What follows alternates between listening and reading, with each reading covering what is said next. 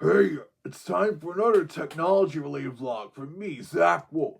I want to talk about how Apple's iPhones have changed quite a bit, especially since this year they discontinued the last model to have a home button on the bottom.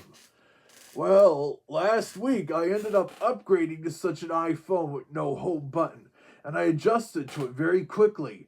Even when, heck, even when smartphones suddenly became popular when the 2000s transitioned to the 2010s, I still used a flip phone well until January 2016.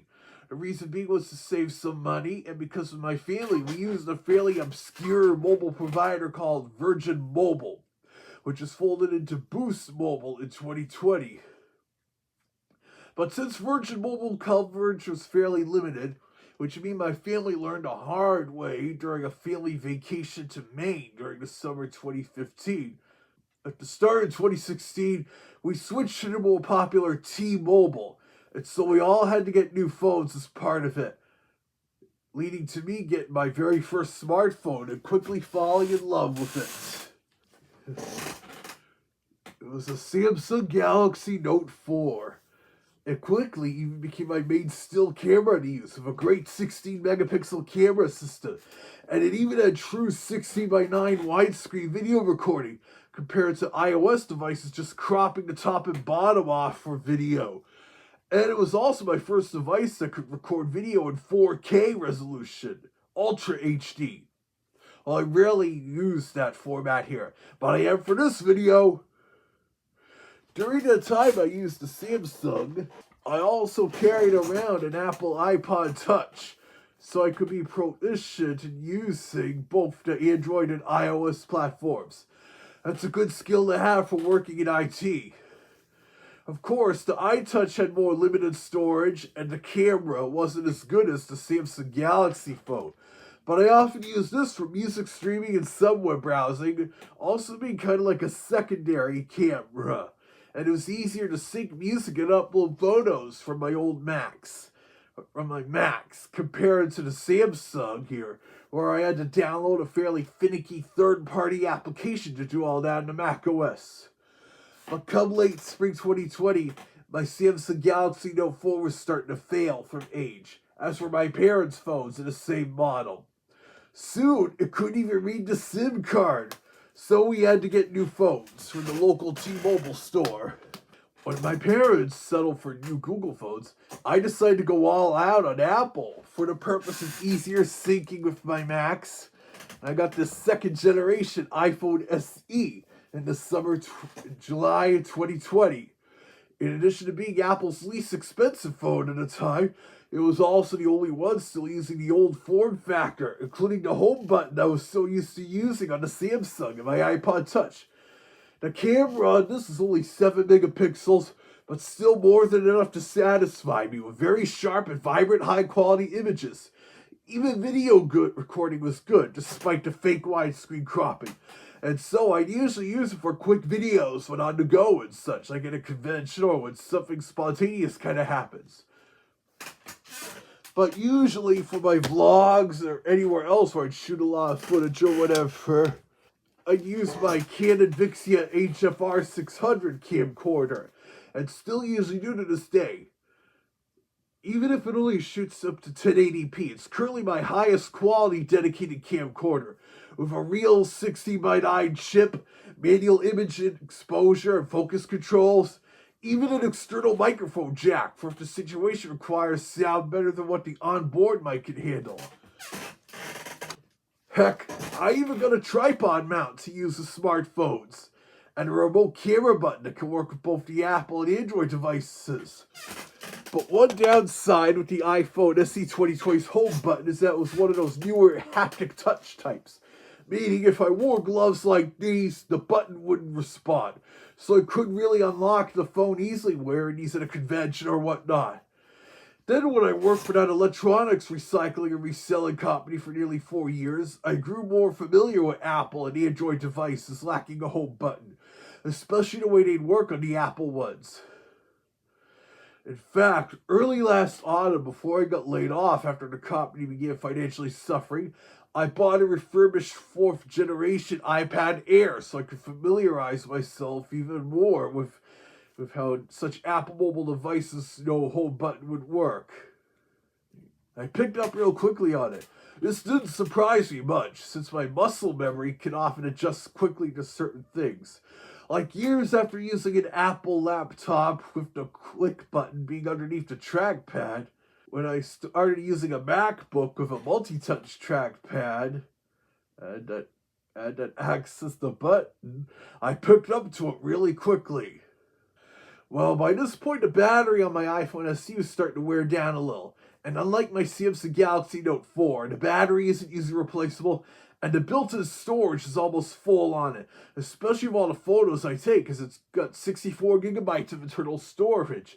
And as of this year, Apple stopped making phones with 64 gigabytes as the smallest size available. So a great opportunity to upgrade came to me last week, when my dad brought home some slightly older iPhones from his IT job, where they assign such phones to employees. Several of them that don't have an iCloud lock I've listed on eBay, and have even already sold a couple. But one of them I decided could become my newest iPhone. An iPhone 14. This is the baseline model for 128 gigabytes of storage, twice the amount my iPhone SE 2020 has. So I was able to sync my photo library, my music, and some of my favorite movies and TV shows.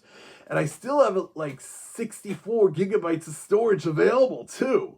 And since I usually offload certain old photos off my phones that are often over a year old, don't need to carry them around much, along with removing any large video files I shoot and import to the computer for editing, like this, it'll probably take several years before I run out of storage on this baby.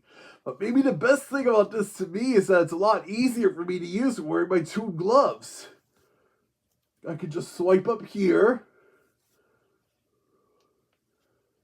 Wait. There we go. And I punch in my passcode if need be, and voila! I can open apps wearing it if I'm at a convention or something like that. Yeah, if I'm at some kind of cosplay con or whatever, I can even open up the camera app to shoot photos or videos of it and kind of set it up. Though configuring the flash and self-timer can be a little tricky because those icons are so darn small. Though my foxy buddy Sam Valentino has no problems since he's got smaller finger paws than a wolf like me. And speaking of the rear camera, it's 12 megapixels. Still a little lower than my beloved Samsung Galaxy Note 4 had, but better than the iPhone SE, and especially better than my iPod Touch. It even has a bit of optical zoom, which, as I said, is a true optical enlargement using the lens and mirrors, compared to that phony baloney digital zoom that just blows up the pixels until things start to look blocky. Also, the two lenses here are because one of them is a wide-angle lens. For still photos in the standard 4x3 frame, I find it kind of unappealing because then the top and bottom are kind of distorted. But for video footage cropped into 60x9 widescreen, it's definitely adequate because then there's indeed more picture to the sides than with the regular lens with only slight distortion on the sides. Here, I'll show you.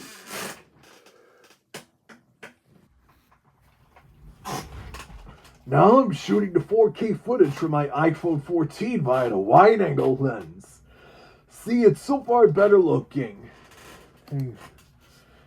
Better than when I was using my iPad 4 here for the video you were watching up until now. The iPhone also has an LED flash that can provide a bit of extra light to your video, well, it does use up a bit more battery juice that way. A partly annoying thing about iOS video shooting is the autofocus occasionally blurring the image. Unless, of course, you hold your finger on the video subject through the screen for a while before shooting. That can lock the autofocus by having it, well, focus on the subject like me. Also, if I move to the side this way, there might be a little distortion. But nowhere as bad as the 4x3 still camera shots at the top and bottom. And if I get close like this, there might be a little distortion. This is common with most wide-angle lenses. The fisheye view I've seen popular with some furry photographers. Now I'll see on the lens handles an effect like this. Ah!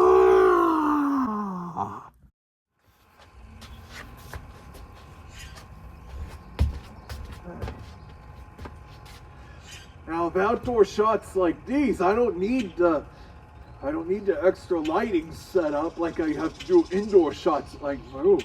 Especially if it's a beautiful sunny day like today. I love spring. But there's still the factor of capturing sound though, because the onboard mic on an iPhone or iPad is usually not that great, especially if it's going to be a long shot. So I gotta shout a little to make myself heard. Although they do make external microphone attachments for iPhones or iPads, where you can use a Lightning or USB to audio jack adapter to connect the microphone like that. So that will make a sound investment, if you will. I don't have one because generally I don't shoot these kind of videos on an iPhone or iPad.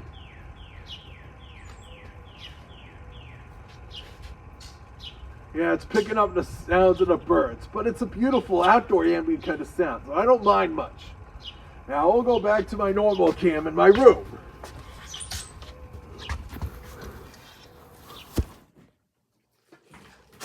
Okay, now I'm back to shooting this on the iPad Air after that demonstration. Crazy to think how home movie shooting has changed. Just 50 years ago, you had to use Super 8mm film, where you only got 3 minutes of film and had to send it to a photo lab to be developed and then show it on a movie projector.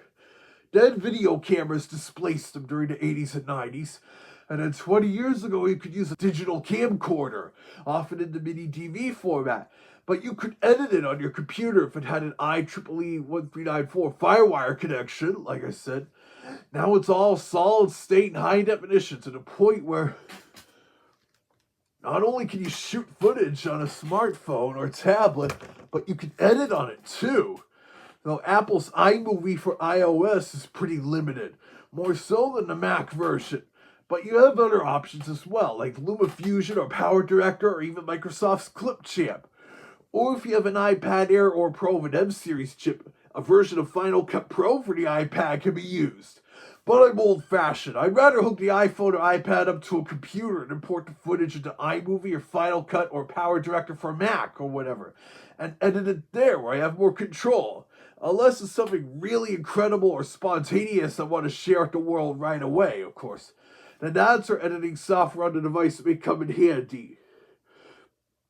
And as you may have heard, Apple was forced to switch from Lightning to USB-C for their iPhones and iPads. According to my boss at my former job, it was because of the European environmental legislation, particularly the Common Charger Directive. Android phones have also switched from micro USB to USB-C for that same reason. And why not? USB-C is versatile. Why do you think they make hubs for laptops and tablets with a USB-C connection for connecting USB-A devices, wired Ethernet connections, and importing from SD cards?